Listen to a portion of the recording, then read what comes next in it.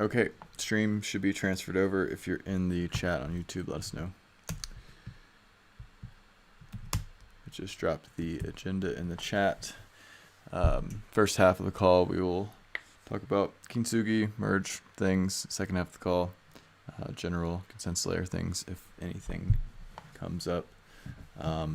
There is a pending release with the last little bits being worked on, so we can talk about that. Then there's been a number of cool testing things, DevOpsy things that we can talk about, and then leave some time to talk about our next steps. The release that is coming is based off of the discussions 2 weeks ago in the Discord about some of the semantic issues with how the engine API works and how execution layer clients generally work, and has been talked about on the last 2 calls. So shouldn't be surprises here, but it is coming. It is a breaking change, and we'll need to engineer it. I believe on the Marius knocked it out in a couple of hours, so at least on the execution layer side, it is not a deep change. It might be a little bit more to deal with on the consensus layer side. I'm not 100% sure. Generally happy to open up discussion on these two, or on these items. It's really this PR 165, which is listed by Tim here. The authentication PR 162 is also coming. It's kind of in the final little discussion points, ironing out points, I believe. And then the optimistic sync spec, which a lot of you guys have been working with, has been merged. I think there's a tiny little semantic change to get in to match the adjustments in the engine API. But that, if you've been following it, has been shaped up really for the past few weeks, but finally will be released.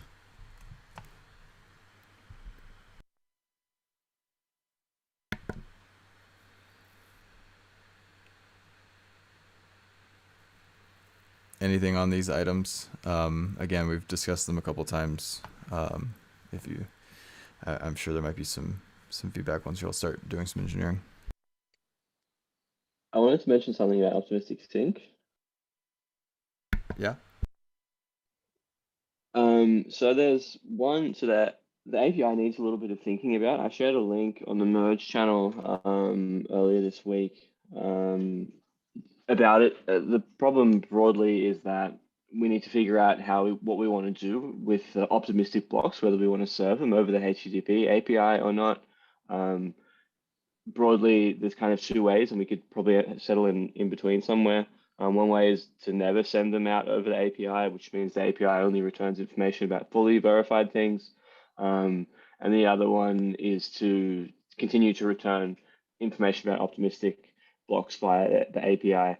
The reason we would want to continue to return optimistic information on the API is so that validator clients can continue to follow an optimistic chain. They can keep up, they can know their duties, but not sign messages about the chain, but just know their duties and keep subscribing to subnets and things like that. So that's kind of the reason why it would be useful to serve optimistic information over the API. So hopefully someone, I don't have to chat here on my phone, but hopefully someone can link to that document. I shared it in the merge Discord channel earlier. So just need some thought about that. Yeah, if you get a chance, just maybe bring it up here or raise it in that merge Discord channel.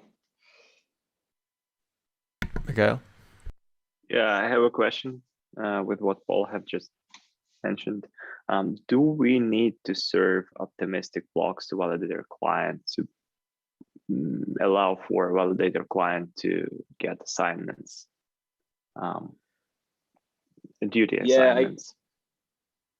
I guess you might argue that it needs to serve out head blocks and so via the events API, events, the server-side endpoints, server-side events endpoint, but not necessarily blocks, but just more information about the head, about the shuffling of optimistic blocks, things like that.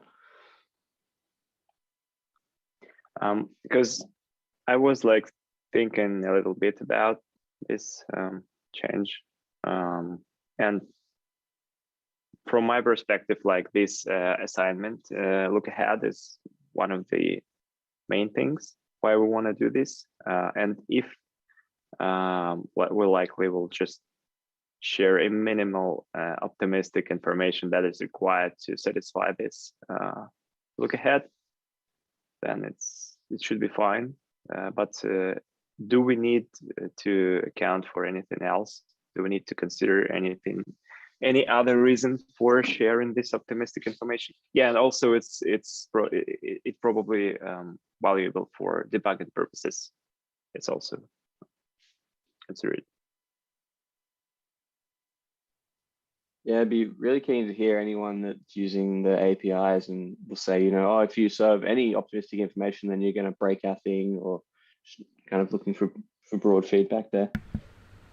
Yeah, because previously our general line of thoughts with respect to the API was as follows. So we're syncing, and all optimistic blocks we assuming that they are not yet fully processed, so we just don't serve them. And I think it's reasonable, and we don't want to change the direction here. But also allowing for making look aheads is it would be reasonable to share the information that's required for these look aheads. As for me, yeah, this is all that I just wanted to share. Yeah, thanks. That link I was talking about before has a link to a Lighthouse issue number 2946. That's where I've kind of started to sketch out. I've enumerated all of the API endpoints and then listed how they could change so that we only share the minimal amount of optimistic info in order to keep the validated clients work. It has a couple of little open questions, but yeah, that's an issue when you want to compare all these things.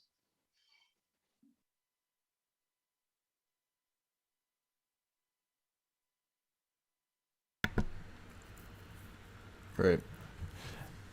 Yeah, I mean, I see the simplicity of just adding a flag, but also I think we want to make sure one of the big things is probably that end users don't make bad decisions by being served such data. Bad decisions as in assuming things are canonical or getting mixed up the wires there. I could imagine if we do serve it, there's probably some work to be done on consumers. So like if you are a block explorer, you certainly have to decide what are you actually serving here. Whereas if we don't serve the data from the API, it is much clearer. You just continue to follow the blocks as they become canonical and fully verified. It is weird to not have the data available at all. It's kind of funny to have this relatively critical process going on and not to have some insight. So certainly in the debugging purposes, I see the argument.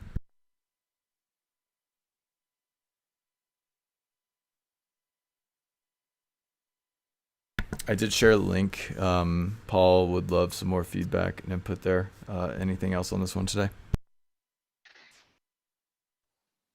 Not from me.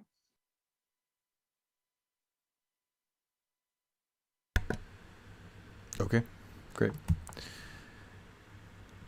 It looked like Perry had some testing updates, and so Perry, you can get us started. Or I guess give us an update on shadow forking, and then we can we'll talk about testnet stuff in next steps. But yeah, let us know how shadow forking is going, and then if anybody else has testing updates, we can talk about them. Sounds good. So just to give everyone a brief update, at some point last week, Marius, Rafael, and I were able to shadow fork Girly. That means we've essentially merged Girly while not touching the canonical chain. So it's just a fork that we're running ourselves. Because it's a fork, we still receive all the transactions and inherit the state from Girly. As long as the state doesn't deviate too much, we just continue getting all the transactions. We'd assume that this is great for sync testing, especially under load. And if we want to do non-finality tests with actual state, then this is the place we'd like to do it. That being said, it's still a real open question as to what all we want to test. So I just created a small document to try and write down everything. If people have ideas, please comment or make changes there, and we'll figure out how to get the tests in action. I think that's about it for shadow forking from me. And also we need to decide how often we want to do that, because we now have an easy way to go through the merge transition with state really easily, basically. Yeah, that was going to be my question as well. So it's relatively easy to push a button or even schedule at this point. Yep. And also Girly has the really nice feature that the difficulty just increases 2 every block. So it's very easy to time out. Right. Cool. Yeah, I mean, it seems like we certainly should be doing this weekly for the foreseeable future, with updated builds, just to as kind of a continuous live integration environment. There's work to do similar things around the transition within Hive, so that could serve some sanity check building as well. But I think it's pretty valuable. Have we considered doing it to mainnet? Not yet, but we wanted to first maybe standardize or automate some of the tests and then apply it on mainnet. The main reason we don't want to do it on mainnet right now is it's a lot more difficult to figure out when the transition will happen. Right. And also to sync up a node will take like a day. Why is it difficult? Is it just because the rate of the difficulty increase? Yeah, because it would depend on the hash rate at a certain time. Really, it's very easy to estimate. It's just 2 per block. Right. I think once we have Gordy like more automated, it makes sense to actually get practice runs of estimating terminal total difficulties on mainnets and seeing when they actually hit, because once we have to actually do it for real, it would be nice to have like tried to estimate the data a couple times and seen how close we got to our predictions of when it would hit. So I don't think it's the most urgent thing, but I think it's worth kind of going through that inconvenience a few times before we actually fork mainnet. Makes sense. Yeah. Yeah. Also, the question with respect to the mainnet shadow fork is with the deposit contract. Will we have to emulate it, or will we have to what are we supposed to do with the deposit contract on the mainnet? So you don't actually have to make any deposits because you can just start with a Genesis state with validators.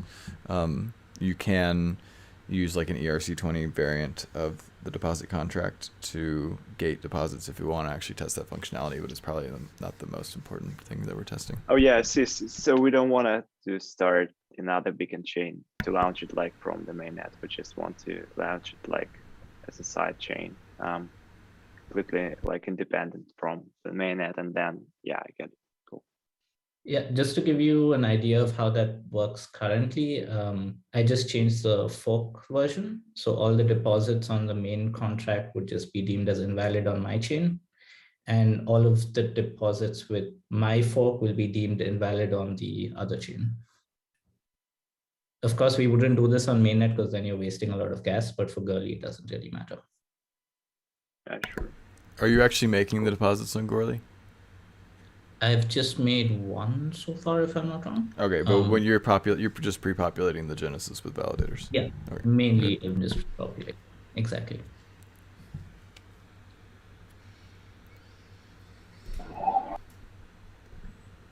We can make some deposits after the transition on the shadow mainnet, but if it makes any sense. Yeah, well, and again, there's an kind of ERC20 mod of the deposit contract that if we want to do that type of thing on mainnet, we can. It'll still cost us gas, but it won't cost us 32 ETH.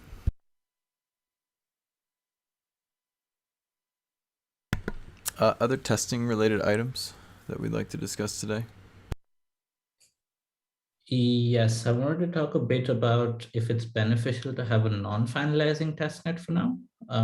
It seemed like we were able to trigger quite a few bugs on Kintsugi. And it might make sense, especially with sync testing, if we have a non-finalizing testnet. Also for tooling, I think it's relatively unclear to a lot of people as to when to show updates, what is deemed as optimistic, how to deal with stuff. So I'm just not sure if it's too early for a testnet like that. I would say when we're given the breaking changes that people are gonna have to work on over the next week or so, that I would target these more exceptional cases to be after we get that done, just so that we don't have, especially if we want to get other people using them. Things are going to change, and so builds are going to change, and I'd rather have them target more production builds. Yeah, it's probably worth, even on like something of a continuous basis, like building a chain with exceptional scenarios and watching it run. Sounds good. Besides that, I guess the other testnet question is the Kintsugi successor. Do we want to do this after ETH Denver, during ETH Denver? What's the plan? I mean, we're at the as soon as possible part of the phase where we need to get this release out immediately, and we need to get engineering done, changes to the semantics as soon as possible, and then start probably a couple of sanity check builds before standing up a testnet that we want to stand up for a long time. My estimation is that certainly we're not going to be doing that next week, but if we are in a good place to thinking about doing it in 2 weeks, that'd be great. And if it's 3 weeks, we don't want to go more than 3 weeks probably, if possible. But there's certainly kind of an unknown stretch in the middle between getting these updates done in clients. I would, as soon as any clients are ready, I think we want to do some like sanity check builds, and start just like standing up a testnet that we drop real quick, or don't promise to keep running for a long time. Okay, that sounds good to me. And the last question I had was regarding Piermont. Has everyone already exited their validators? Is anything happening there? For the Prisms side, we're still running nodes there just for testing purpose. We want to see how performant our node is, so we're still using it. But I'm not aware if any other teams are using it. Yeah, it's officially, whatever that may mean, deprecated. As in, the client teams here are not promising that it has any stability and that it's good for end users. But yeah, some people may still be messing with it. Sigma Prime are in the middle of exiting our validators. By in the middle, I mean probably maybe 10% through. We've submitted all the exits and we're just waiting for the queue. So once they're all gone, then we're shutting off our servers. Taking nodes are all down. Nimbus is using Piermont for the Insecura test, where we created a fork, malicious one of the chain, and we are testing if people are using checkpoint sync on that, what's happening. Sounds good. Thank you.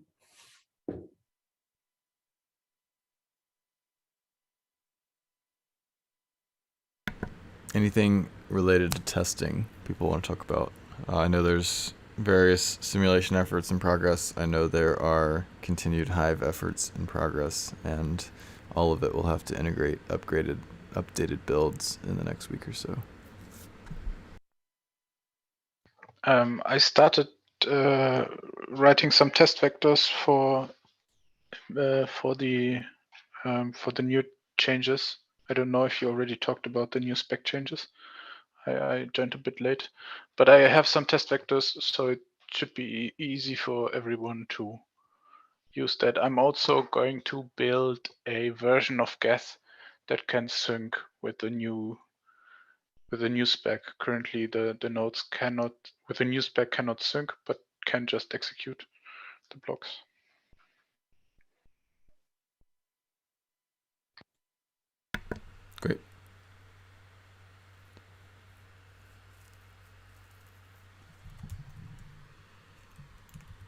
One more thing, just for people to be aware, we talked on our core devs last week about basically what do we want to do about testnets after the merge, because we have a bunch of execution layer testnets today, and which ones we want to transition over.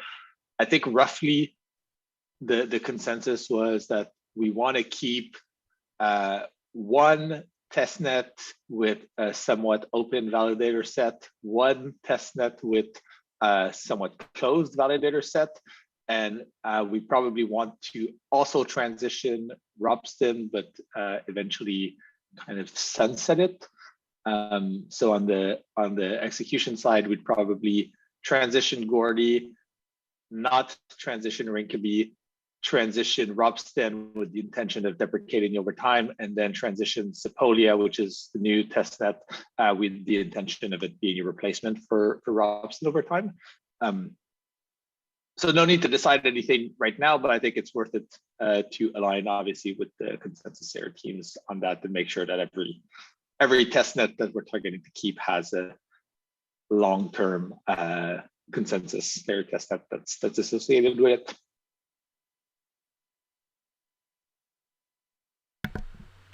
So a few things. The prouder evolution of Gorley, I think we're in reasonable shape, and that can be a very stable testnet. The other type of testnet, you said, like no gating, like no very stable backbone from us and others.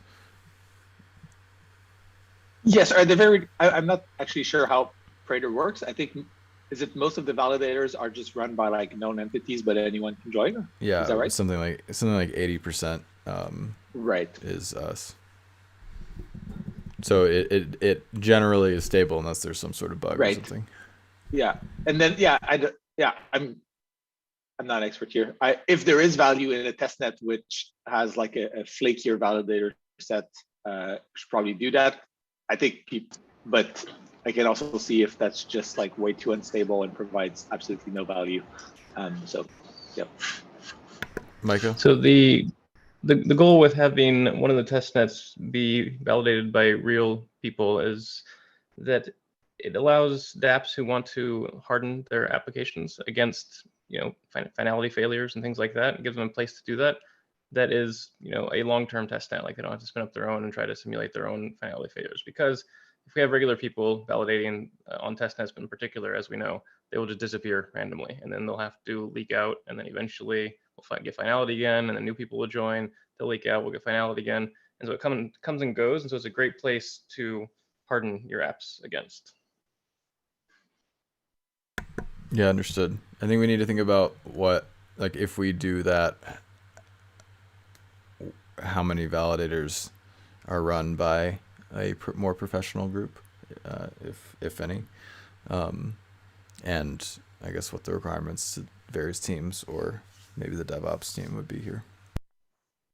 Am I correct my understanding that if we have an unreliable set of validators, we'll still get blocks, we'll block production, just there'll be some missing ones here and there. Yeah.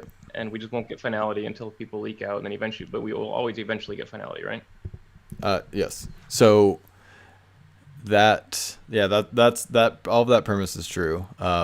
So I guess how do you kick it off? Do you have, because if you have any amount of professional or client team run validators, quickly they'll, over the course of a few leaks and people coming and going, they'll just become a very dominant portion of the set, and probably then you have a stable testnet until somebody like dumps a ton of validators on. So you're saying we built things too well, and we will always trend towards stability, no matter how hard we try? Unless we just don't go on it at all. Seems like it might be better. Even then, we still might end up with stability, because we just might end up with some dude on the internet who just decides, I want to own this testnet. Right. And they will eventually. It seems like it might be better off to just have us run a bunch of validators on the unstable testnet, but deliberately turn them off regularly. And we can deliberately cause non-finality, and we can deliberately cause chaos in that testnet.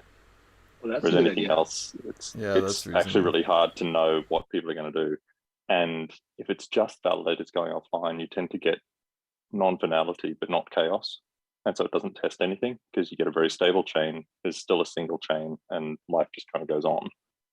Whereas the problems are when you get a bug, which is the only time you'll really get non-finality on mainnet, most likely.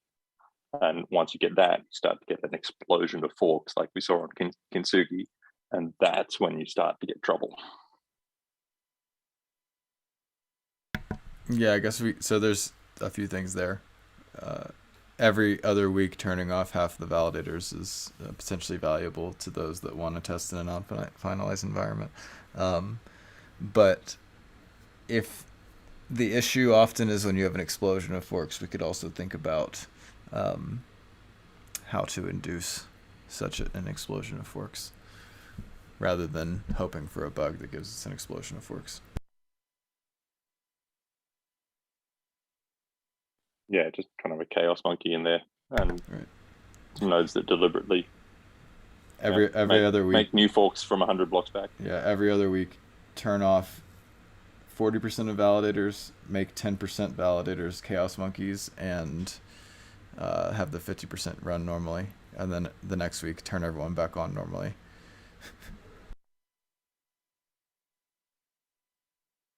Yeah, I think it's a project, I think that's the way you're going to get an actual chaos testnet. I think if you just leave it to the public, then there's a very good chance you just get a dead testnet because everyone wanders off because it's not interesting anymore.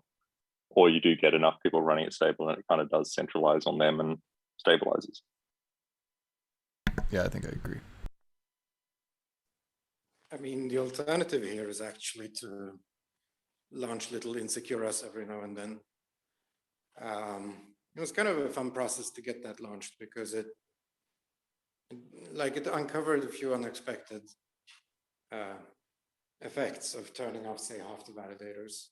Now, I was running it with, you can, for example, not run a testnet with 5% of the validators. That doesn't work.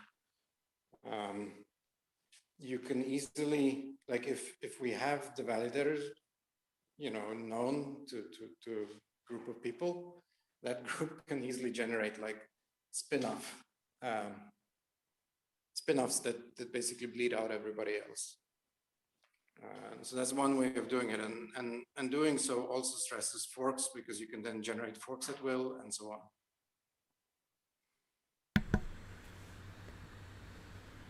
Right, but when Insecure is going to test like only a subset of what we might want to test, right? Because if there is a continued public testnet and it,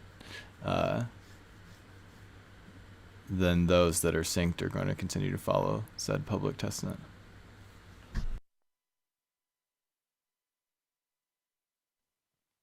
Yeah, for sure. But if we that could become a weekly process, that like a new chaos gets created, right? And then you have like a stable testnet, say whatever it is, Prater now, and then you generate like a chaos testnet every week, which is broken in controlled ways from a Prater snapshot. Right.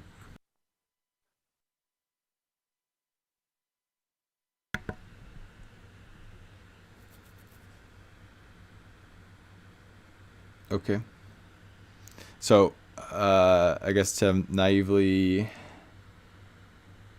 we certainly want to have a stable testnet that we point people to for testing standard things. And then I think we want to maybe get a little bit more clever about if we're going to create an unstable environment, how to do so in a stable way.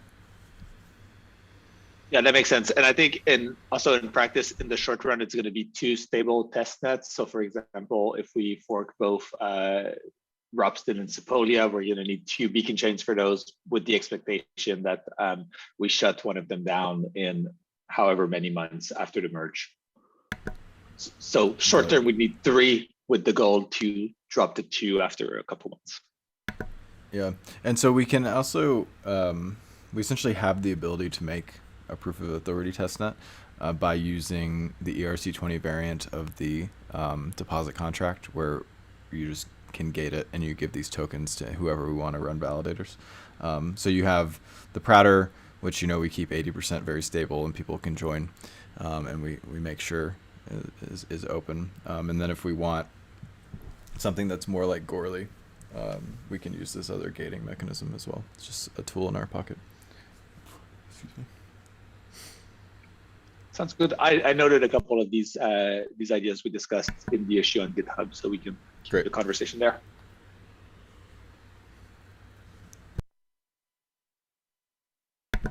For the result, sorry, for the release that's coming, there's one more thing that I wanted to mention. I think that we need to get the slight semantic changes into the optimistic sync spec. Does anybody want to take that in the next 24 hours? Take it as in do it. Does that update the optimistic sync API for the new execution API? Yeah. Values? Yeah. Yeah,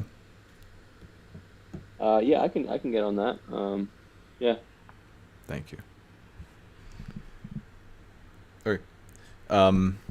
Great. So I think another thing we want to talk about was next steps. We talked about a little bit involving clearly Kintsugi as it stands today will be deprecated due to the breaking changes in the engine API, and the intention is to stand up another long-standing version of that, maybe Kintsugi v2, on the order of 2-3 weeks. The difficulty bomb is looming, and there's plenty of things to do between now and then. Tim, do you have any discussion points based off of some of the planning you've been thinking about? Sure. Difficulty bomb is hard to estimate, but roughly we can expect it to start being noticeable on the network around June, and for the network to be completely unusable around mid-July. Not complete. So, define completely like unusable. 30-second blocks, okay. right? Okay. And that means the week because after, it literally like becomes 45. completely unusable. Right. Probably 2 weeks later. Yeah, exactly. So it's like you go from 30 seconds to probably 1 minute block within 2 weeks. So like, and there is like an economic cost of like, once the network is at half the capacity, it's like half the economic activity can't happen, fees double, so, or probably more than double. So like, it's a pretty terrible spot to be in at 30-second blocks. So I think, that means we probably want to if we're not going to push back the difficulty bomb again, we probably want to aim for the transition to happen on mainnet in June, ideally like the first half of June at the latest. Back of the envelope, looking at from that, it's like what do we need to do to actually get there? I think roughly we would want to be in a spot where we're announcing client releases for public testnets, like existing public testnets around mid-March, which then gives us a couple months for those to for people to upgrade their nodes, for those to fork, for us to make sure that there's no issues, and then to pick a TTD on mainnet and then put out a release with mainnet. So, roughly, I think if we're in a spot where like early March, so call it like a month from now, because January is basically over, client code is basically done. That would be like ideal to hit this target. There's probably some wiggle room we can have from there, but there's not like months of wiggle room. So I think, if like we were talking about in the chat earlier, if we aim to have Kintsugi v2 by Denver, which is like mid-February, I think we're in a good spot. Assuming, obviously this all assumes, the latest changes to the spec are kind of the biggest changes we still have to implement. We'll probably find some small bugs here and there, but it assumes we don't find like a fundamental issue or something that requires like significant re-architecting of how things are. But yeah, so basic, TLDR is like getting Kintsugi v2 with mostly final spec in like the next couple of weeks. Get it after that, a couple of weeks after that, getting the final changes done, and then starting to look at going on existing testnets. We would be in a really good spot.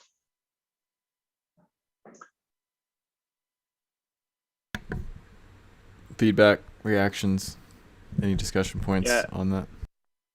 I have a comment on that. This is pretty tight schedule. And I'm just, it's not about clients are not ready in April or this kind of thing. But what worries me here, if we take this schedule, if there is something appears, not probably a fundamental issue, but some issue that we'll need to like test with more care on the testnet, to have like 2 more weeks of testing it. It might be the case that we will have to delay the merge for, of course, a reasonable thing. And if we have this tight schedule, we are risking to be between 2 fires. So we have to release, and we don't have the time to properly do all the steps Right. with respect to some unexpected stuff. So that's what worries me with this. I think if we aim for this, we have the wiggle room definitely for like one issue like that happening. Call it like a minor issue where like we need to do a fix in client, put out new releases, test that for a couple weeks, maybe 2. But like if that happens 3 times, I think we basically have to push the bomb again. So that's roughly the we don't have one logistical question on this. Like, what time between the merge fork and the terminal block are people expecting to have? Right. I think, my thoughts on that was when we actually fork the test nets, we should probably leave a reasonable amount of time, call it like, say, 4 weeks from the EF blog post. But then when we fork mainnet, we probably, and the reason for that is it is kind of a significant upgrade, right? Like everybody's running like 1 client now, they need to run 2. So like give a couple of weeks for people to do that. Ideally, they've already done it on Kintsugi, but don't want to break on that. But then when we actually do mainnet, I would make the delay much shorter because of the difficulty of predicting the actual mainnet difficulty, and the fact that you would think hash rate would drop near the merge because people are going to try to sell their GPUs early. So I think we can hint when we put out the testnet release, we can say, hey, there's 4 weeks before the testnets. And by the way, when the mainnet release is going to come out, it's going to be on a much shorter cycle. So keep an eye on this. Okay. I think that's reasonable. Like, I guess the other thing we could consider is like if there turn out to be lots of problems, then the merge fork itself is like an opportunity to shut down the difficulty bomb, and that would buy us like a couple of weeks time. Yeah, that's a good idea. And it's like during the same release, we could push back the difficulty for like a month or something. Yeah. Right. And part of Vitalik's question was also the time between the beacon chain fork and the difficulty bomb. So, if you're, call it maybe client releases, then plus 10 days to that initial fork. So that's really 10 days to get things configured, and then plus a week to the difficulty bomb.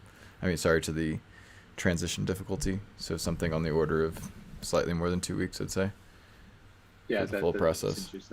That's aggressive. But if we set the expectation, maybe not too bad. Yeah, we definitely need to set the expectation once we have the testnet releases out. And even maybe before, like once we announce Kintsugi. But if we're in the difficulty bomb zone and the difficulty is also changing because mining makeup is changing, it's trying to estimate beyond 2 weeks might become very difficult. Right. What would be, okay, so if we decide to just push back difficulty bomb, what is the procedure? How much time do we need in advance to announce this and set expectations? What, maybe first week of May for a fork that's a month later? Yeah, I think that assumes we basically do what Vitalik just said. I think there's 2 worlds, right? One is where we just need an extra couple weeks and we do this like combined difficulty bomb pushback and merge fork. There's a world where like we need the extra 2 weeks doesn't actually buy you the extra 2 weeks because you just gave people client releases, right? Right. So you could do. You're saying. Well, I think the idea is that it's okay that like if we end up giving people the like we can wait all the way up until the block time goes to like 23 seconds or whatever to give people client releases. Oh, because gotcha. that means when it reaches 30 seconds, it's kind of right. Exactly. Because you can simultaneously diffuse and set the difficulty thing for Yeah. 2 weeks from there. Yeah. Okay. Yeah. Okay. So I think that's a like the reasonable case. strategy. Yeah, but we have to Yeah. be like, I guess, pretty confident. Yeah. Right. I mean, this is definitely already in the kind of contingency planning territory. Yeah. Yeah. But that's like we need an extra 2-week territory. I think if it's like we need an extra 2 months territory, then it's basically you have a separate hard fork, which just pushes back the difficulty bomb. Yeah. Which we can implement pretty quickly. It happened once in a matter of weeks when we literally forgot about the difficulty bomb. So it's not like hard technically to do. Yeah, but I think, and basically I think the right time to have this conversation is if we do get to March and we feel like we're not close to being confident to have like a fork for public testnets, then it's worth having the conversation around like, why aren't we confident, and do we think that this is a week's things or a month's things, and we can kind of decide from there. Yeah. Yeah, I mean, it is making me. Go on. Sorry, go on, Danny. Please. It's making me really nervous that we've got essentially an arbitrary date. Our scope is fixed. Like any product manager walks into an engineering team and says, "Hey guys, I'd like to develop a fixed amount of software in a fixed amount of time. What do you think?" It's not a conversation that goes well for them, and that's kind of what we're doing to ourselves now. I mean, it certainly is because it's the reality situation. But yeah, I mean, I get it, but to me, I'd almost want to start from the assumption that we'll push back the difficulty bomb because we want to get the merge right. We want to make sure that we've actually, we are actually confident in it, rather than we've got this date and we're kind of going to err on the side of shipping. I'd rather err on the side of delaying and be confident. I kind of take the counter to that, in that we have to try to err on the side of shipping because we will take as much time as is allotted, plus some amount of time, no matter what that time is selected as. Yeah, I can agree with that. But when I look at the state of things, I'm not sure we have an entirely complete optimistic sync implementation at all right now, to the point where, you can just have the CL running and we're just starting syncing tests of things. We're still working out a lot of details. There's still a lot changing. I know we've got kind of another month before we're talking about being done, but man, it feels like a lot is up in the air and that there's an awful lot of engineering work before we can get into starting to test and starting to decide if we're confident that it really works.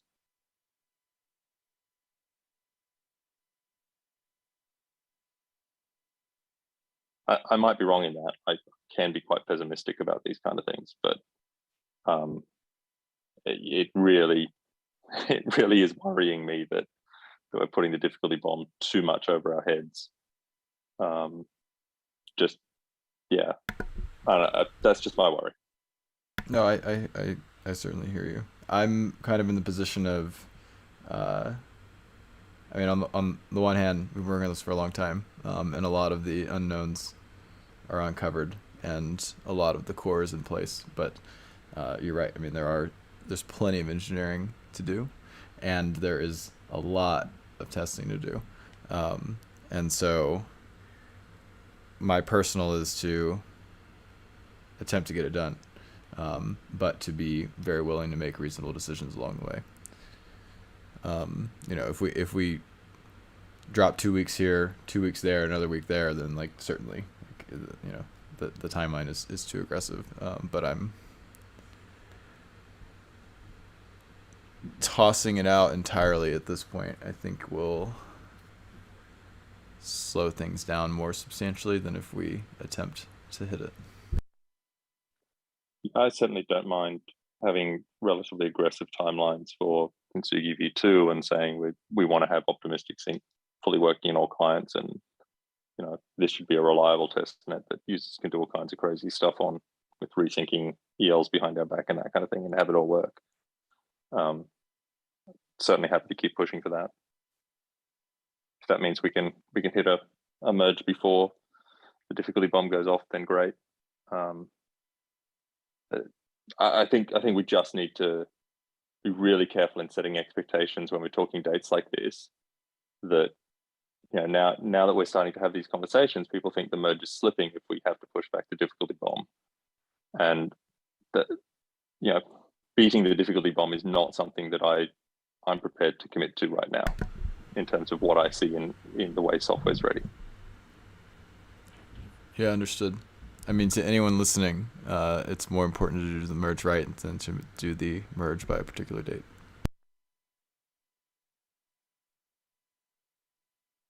Right, and I agree with that. And I just think we need to be mindful of like, the bomb is there, and we need to think about like, if we do choose to delay it, ideally we make that call kind of early and explain why. And I think that helps kind of set expectations better than if we're like mid-May and people know the bomb is in June and then decide to delay it.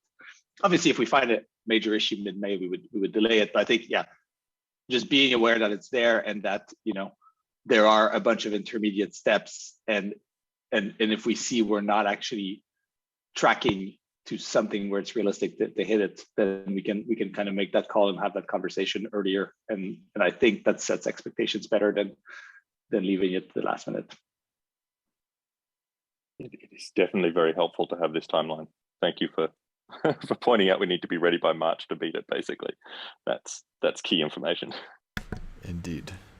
I see the difficulty bomb and the stretch of things we have to do between now and then in that reality. It allows us to create some milestones and checkpoints that are on the more aggressive side, and I think that we should at least utilize those as milestones and checkpoints to kind of check in along the way for the next few months. Yeah, let's be really strict on those milestones though, in terms of saying whether we're done or not. Because I know in the original plan for Kintsugi, we wanted optimistic sync done, and we launched without it, which I think was great. But I think we need to acknowledge we didn't hit that milestone either. Yeah, so when we set these, let's be really clear about what's in them and whether we've actually achieved it, and kind of to what level of confidence.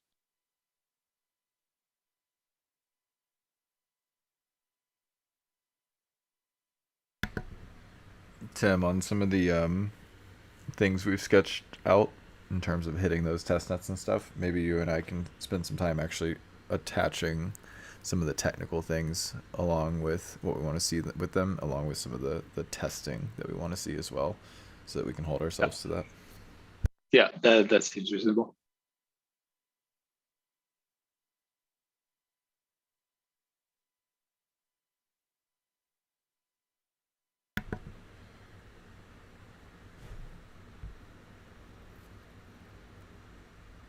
Yeah, to Fizz's comment, frustration stemming from poor signaling and poor communication. I agree. I think it's also it's quite a difficult process to communicate about, because there are so many different moving pieces and teams, and there's not a dictate on high saying this is the timeline, this is the ship date, and it's kind of more of an amalgamation of many moving pieces. So I apologize for the poor communication. I think we can certainly do better, but it's also a product of the process itself.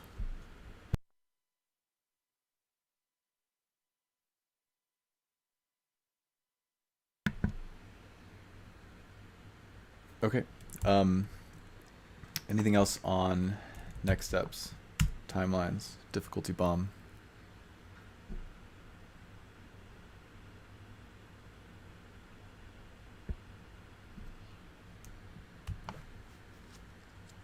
Okay. Anything else related to Kintsugi, the merge, or cross EL, CL, anything?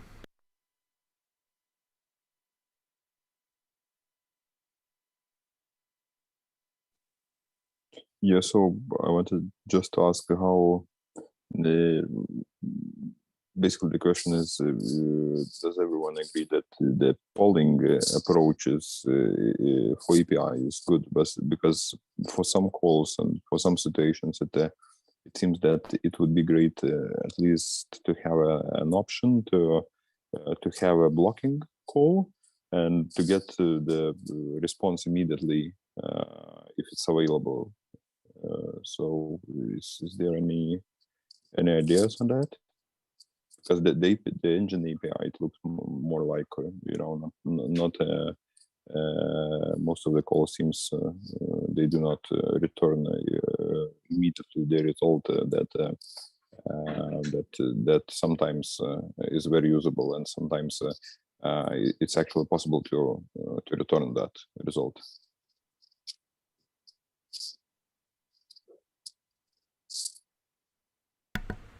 I'm not sure exactly I understood the question. The polling, so which endpoint in particular are we talking about with respect to polling? So basically, if we if I add the new payload, if I insert a new payload, and it is quick to actually validate it, then I would like to get the response immediately that it's valid.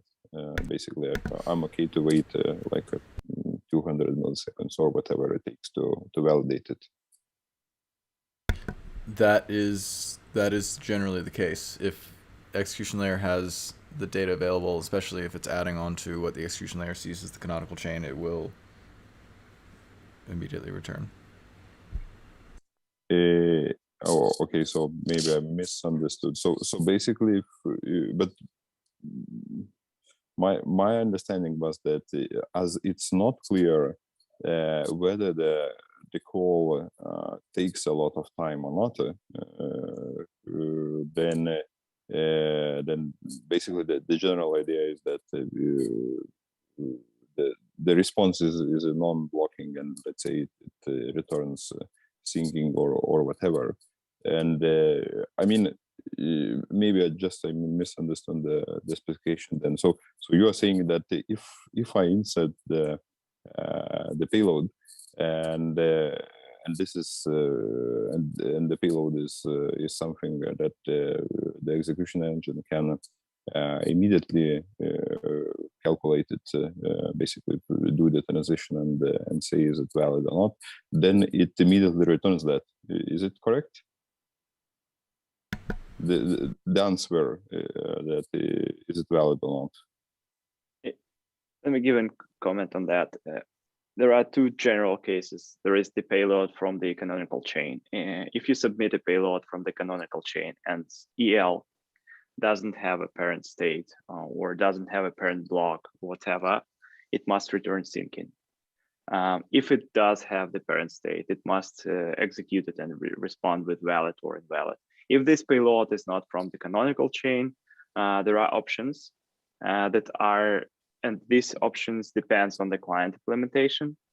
For instance, like some clients maintain several states, so they can execute this payload immediately and respond with valid if they have a state. Other clients does maintain only one state, which is the canonical one, the most recent block, and they will just respond with accepted. And once this payload is, or its descendant is signified by the fork choice update as the head of the canonical chain, then the client must run the execution. And the current spec says that it's up to a client implementation to decide whether this call will be synchronous and the client will spend some time to execute a few blocks if it has these blocks and respond with valid or invalid status, or the client decides to go to the network to pull more information, or it's like 100 block worth of execution. And in this case, client responds with the syncing and goes executing these payloads and verifying this payload in a synchronous fashion. So these are like These are the changes that are coming with this new release. Okay, so basically, with if correctly implemented at the execution layer, then if execution layer client can do this quickly, then it actually does that. Yeah.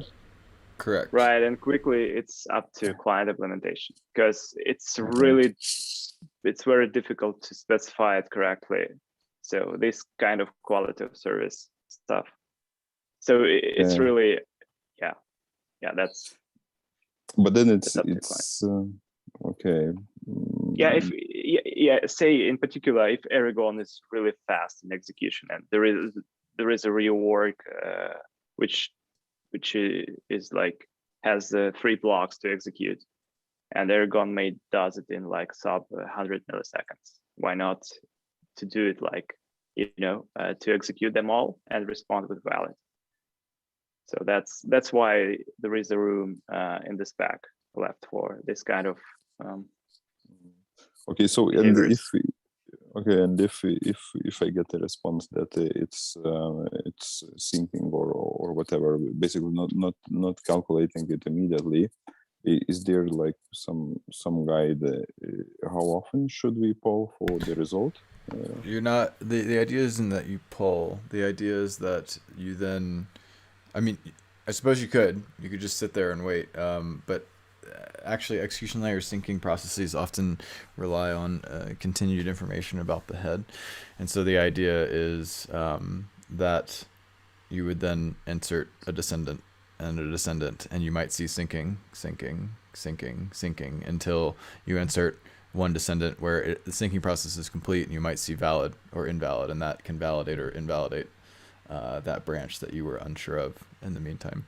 This is the kind of the interplay between the engine API and the optimistic sync spec. The optimistic sync spec is in the consensus layer specs, if you want to check it out. So it's not intended that you poll on the same call if you get syncing.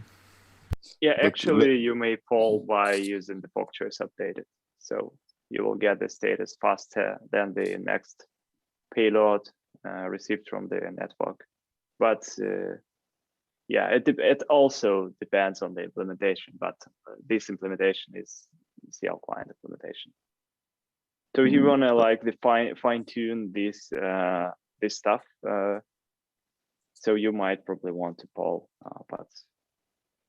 Yeah, but let's say I just get so this is let's say it's just the situation where I get a block via gossip, and then I insert the payload of that block, and then let's say execution layer says okay, there is no immediate response, and I'm processing or doing whatever, and then I need to attest on a safe head, and I'm kind of I need to ask again the execution layer in order to check is the new payload valid or not, or should I wait again for a while and ask again? The default behavior will be not asking again, but just waiting for the next block, submit it, and get either still syncing if it's syncing, or get valid if the sync is done.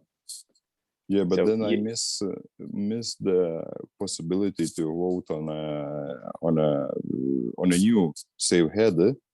Yes, if you assume that this poll stuff will help to recover fast, to get this information that the sync has finished faster, then it's difficult to say right now, because we haven't seen any EL clients implementing this new logic. And so to be clear, like the standard path is essentially you're just kind of inserting in lockstep. Like once EL is synced and the consensus layer is synced, you add to the head and it says valid or invalid very quickly. The notion of EL having to go into some sort of sync mode is at the very least, in the normal case, on some sort of reorg or potentially like a total reconfiguration of the underlying EL software or some of these more exceptional scenarios, not in the case where you are kind of inserting just into the head. So, but there are these potential reorg scenarios where if you more aggressively want to get the answer and the information, polling could be maybe a reasonable strategy on the sub-slot interval to try to get updated information. I would, if I were working on this API, that would be a potential optimization to consider after I got the core in place. I don't think it's critical for the initial because, again, like in some some exceptional scenarios, you might, for a slot, have kind of a blurry vision as to what is valid and maybe not a test, but not in a way that would greatly affect a validator in the normal case, in my estimation. Okay, so I'll just maybe say how I would expect this to work. So let's say if I'm running validator and it receives a block, let's say in the first second slot, then what I would do, I would spin a call to the API that waits until the end of the first tick, basically end of the first 4 seconds, and I either get a response from the execution layer during that period that the payload is validated, so I can update the save head and vote on that. Either I time out and then I test on the previous save head, whatever it is, or the another option is I insert the payload, and then if I do not get a response immediately, it says syncing, then I need to poll often because I want to vote on a save head as soon as possible, on the new save head as soon as possible. So then I have this not so nice polling, which is well, every, I don't know, 100 millisecond or whatever, until the end of the first tick, and then I give up and vote on the old head.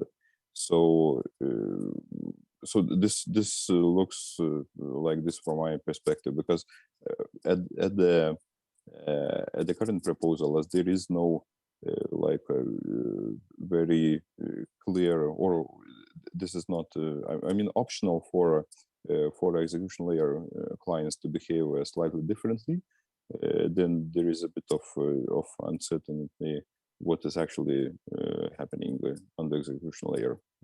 So that's my idea. Maybe it makes sense. I mean, there's certainly uncertainty because there's any number of reasons why the execution layer can't immediately respond to something. But I understand that they cannot respond it quickly, but then I'm left with the station where I even don't know, should I poll it and hope that the head will update until the deadline of when I need to attest, or I just should give up because this is, at least from what I heard, this is slightly unclear.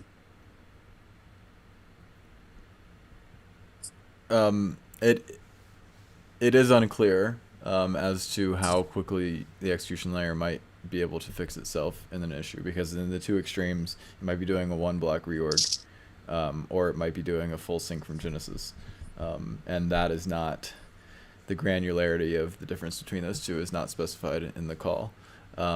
Again, polling doesn't do any damage, so if you're trying to highly optimize these scenarios for attestation inclusion, I mean, it's a viable strategy, but I don't think it's going to buy you much in most cases.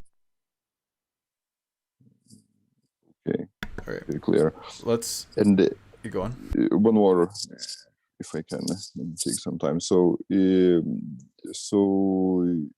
I understand correctly, even the latest changes, they do not address the attacks that keeps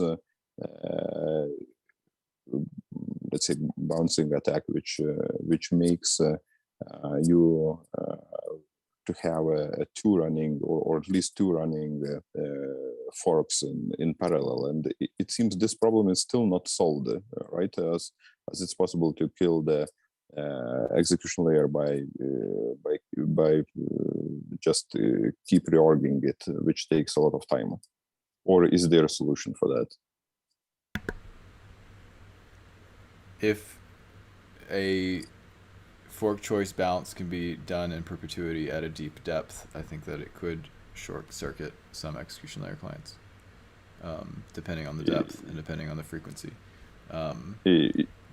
Yeah, if I understand correctly, the depth is like for Geth is 128 or so. So I'm talking if and a mining cartel could do the same thing to Geth today as well. Okay. So there's a small difference. Like we have 128 reorg depth that we can do super easily. So this, like we maintain 128 blocks in reorg, like the state for the last 128 blocks in memory, and we do maintain the state for the last roughly 90,000 blocks on disk. So we have those try nodes on the disk, but if we were to reorg, so we can handle reorg up to 90,000 blocks, but that takes a longer time. These 128 blocks are instantly reorged. So okay, but let's say 200 blocks on the mainnet. What is the reorg time for that? I'm not sure, but it's a couple of seconds, so it's not that long. Okay. Oh, okay. And it again, it's going to depend on the execution layer, but I claim that such an attack can be done via any consensus mechanism if there is a some sort of cartel or a certain threshold met. Like you could do that with proof of work mining at a 200 block depth. But you need to have sufficient, cryptoeconomic weight to conduct such an attack.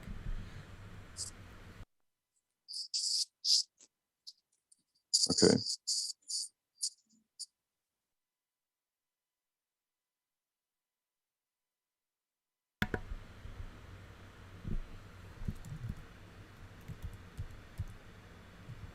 Okay. Any other merge-related items? We have 20 minutes left.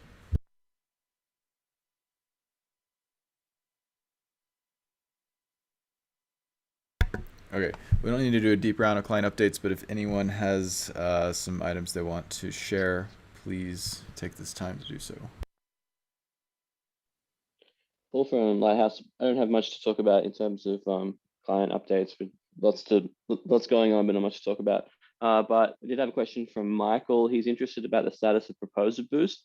He's particularly interested in who is running it on Prada and if we're waiting on anyone to finish implementation, please. Yeah, so Prism here. So we have finished the implementation. I believe it was merged as of last night. We just need to cut a release. So yeah, so just let us know when you like to see it on Predator Testnet. Yeah, I think it's probably good to move in that direction, right, Paul?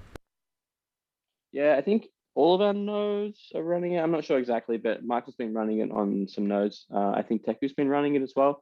I think he is keen to see it running on more nodes so that we can see the actual effect of it. So yeah, I think he would be keen to see Prism running it on Prada whenever they're ready. Got it. Yeah, we will prioritize that. And I can confirm that Teku has been running it on all our Prada nodes for a while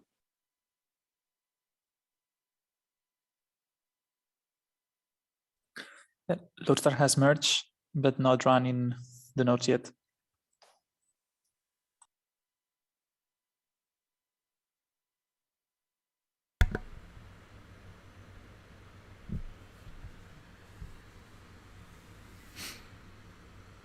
Great.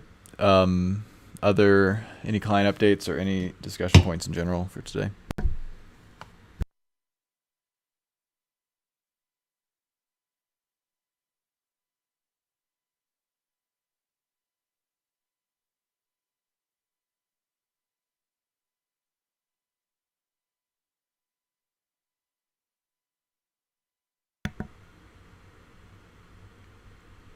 Okay. We're putting the final touches, attempting to put the final touches on this release. There is a couple things standing in the authentication that needs to be merged, and those optimistic sync slight return call status updates that need to happen. But that will land very soon. Then we can work on Kintsugi V2.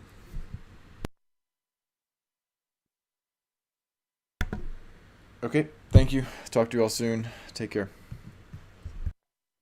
Thanks, everyone. Thanks everyone. Thanks. Thank